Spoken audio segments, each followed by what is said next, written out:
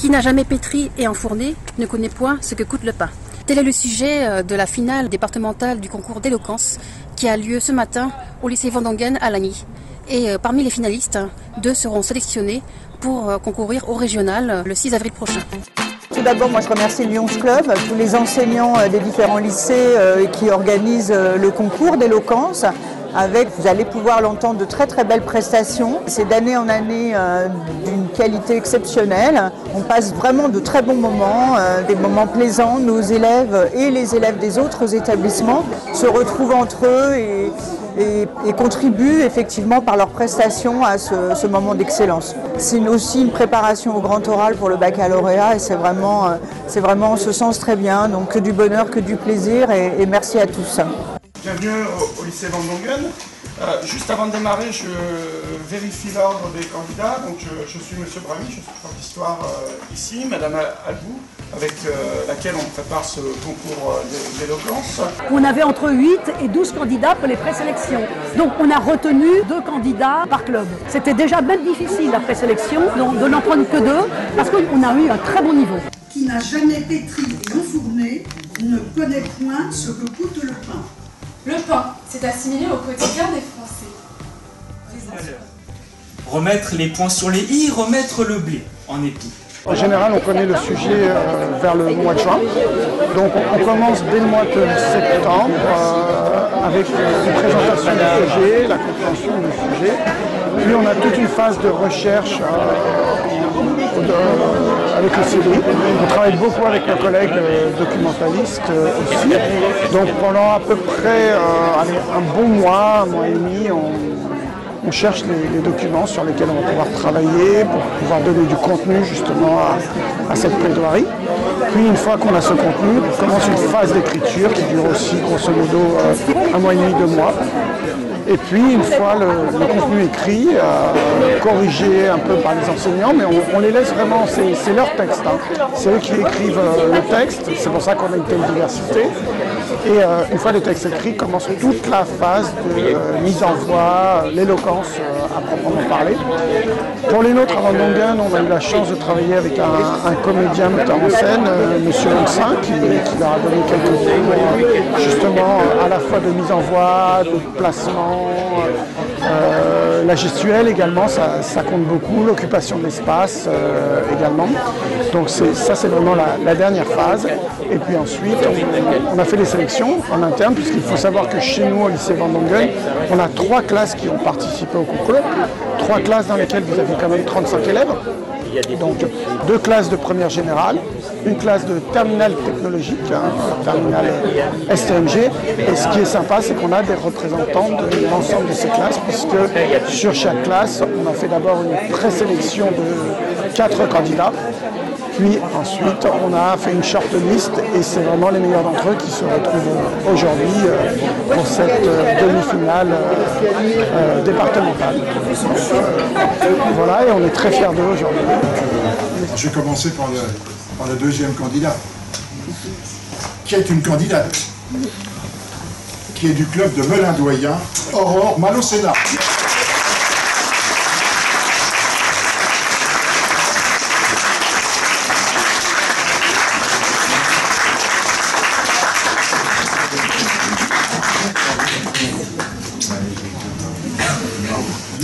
Le premier, du club de Lagny-Val de Bussy, Léo Fauget.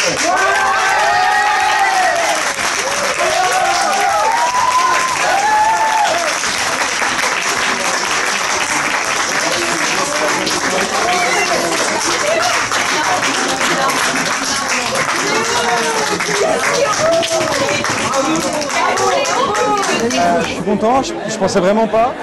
Il y avait vraiment du talent, franchement c'était incroyable. C'était particulièrement poignant, je trouve. Il y avait du talent qui était fou. Le jury a dit que ça se jouait à quoi, 0,5, 0,25 points. Donc c'est magnifique, je suis très content. À voir pour la suite, parce que c'est sûr que ça a un vrai avantage. Et puis après, écoute, on verra. De toute façon, là, on espère le meilleur. Et le niveau va être encore plus haut, donc il va falloir être prêt. Et voilà. Je remercie tout le monde, tout simplement. Une petite question, qu'est-ce qui t'a inspiré dans ton texte? Déjà, ma vie en général, ma situation, je me suis beaucoup inspiré de mes parents, des valeurs qu'ils m'ont transmises. Et puis cette année, j'ai fait des rencontres qui m'ont permis beaucoup de m'émanciper, que ce soit politiquement ou dans n'importe quelle valeur ou conviction. Donc je pense que ça a beaucoup joué, mon entourage a beaucoup joué parce que sans eux, je pense que je ne serais pas là ici. Espérons qu'on continue et puis voilà. Cher jury, honorable public, la maxime « Qui n'a jamais pétri et enfourné ne connaît pas ce que coûte le pain » de Bernard Clavel est très intéressante. Elle nous laisse entendre une certaine propriété aux efforts que l'on fournit. Comme quoi, si je travaille, je crée de la valeur, qui d'ailleurs naturellement m'appartient.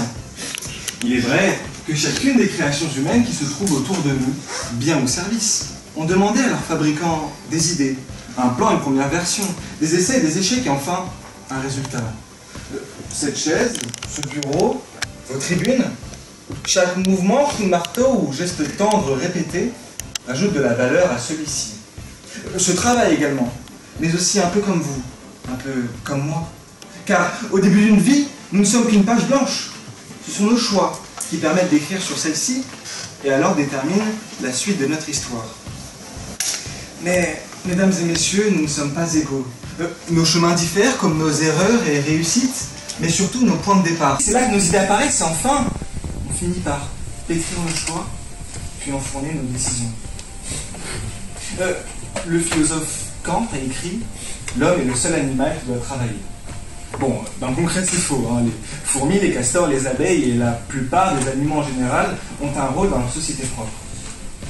Mais en théorie, en effet, nous sommes les seuls à souvent subir le quotidien professionnel.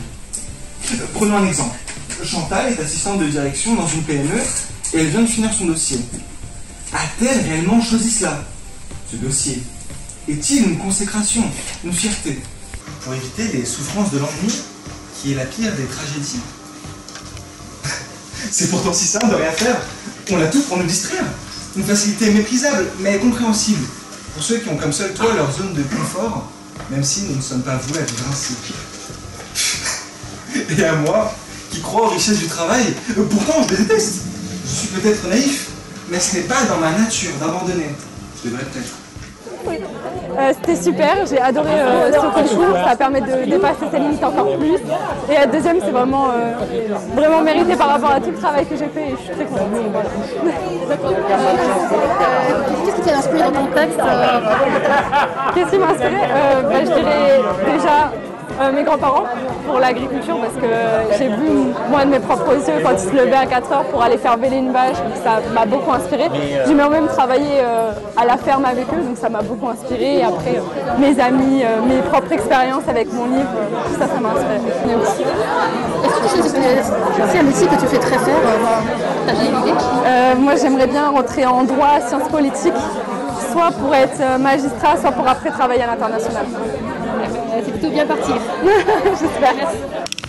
Mesdames, messieurs, chers jurys, l'autolyse, le mélange de la farine et de l'eau, rendant la pâte plus lisse, élastique, savoureuse, sa mie plus légère et tendre. Le pétrissage, la filation de l'air dans la pâte, afin d'obtenir une mie bien aérée et alvéolée. La fermentation, le gonflement de celle-ci, produisant un pain de caractère. Le façonnage, la formation du pain, le rendant attrayant. La pousse, l'attente lancinante de la pâte qui s'étend. Le lamage, une précision d'orfèvre et la cuisson, l'étape finale pour un pain d'exception. Autant d'étapes et de patience pour créer la pièce maîtresse de la boulangerie française, le pain. Avec 16 millions de baguettes fabriquées par jour, le pain s'est assimilé au quotidien des Français. Présent sur notre table, matin, midi et soir, et gratuit dans les restaurants, celui-ci est devenu si habituel que nous en oublions les efforts nécessaires à sa création. Ces mêmes efforts qui varient selon son milieu de réalisation. Les industries utilisent des additifs, des conservateurs, des levures. Si ces poudres permettent d'accélérer le processus de production, elles sont à la fois nocives pour les consommateurs et pour l'environnement. De ce fait, en payant votre pain moins cher au sein des grandes surfaces, vous sacrifiez sa qualité et vous délaissez par la même occasion le métier de boulanger. Imaginez-vous, devenait un plongée l'espace d'un instant. La difficulté de la décision était que le niveau des interventions était si excellent qu'on était obligé de faire plusieurs tamis de choix pour essayer d'avancer dans la définition des deux lauréats. Il a fallu au moins 2 à 3 tamis pour en arriver aux 2 derniers choisis. Et ce qui est assez réconfortant, c'est que tous ces discours qui ont été tenus aujourd'hui, vraiment augurent bien de la préhension par ces jeunes d'horizons très divers de la vie à venir. Et ça, c'est très bien. Oui, on a constaté beaucoup de progrès tout au long de cette épreuve en fait, et puis même par rapport à l'année dernière et d'année en année, on trouve que le niveau monte, hein, y compris chez nos challengers d'autres lycées. Hein.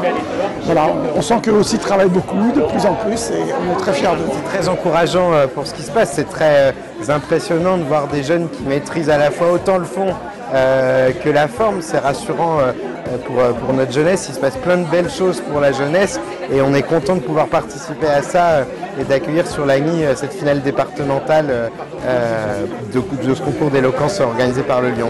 C'était un très beau moment, ça fait plaisir de voir des jeunes aussi engagés avec un discours si bien construit, donc c'est rassurant pour l'avenir et c'était un très beau moment.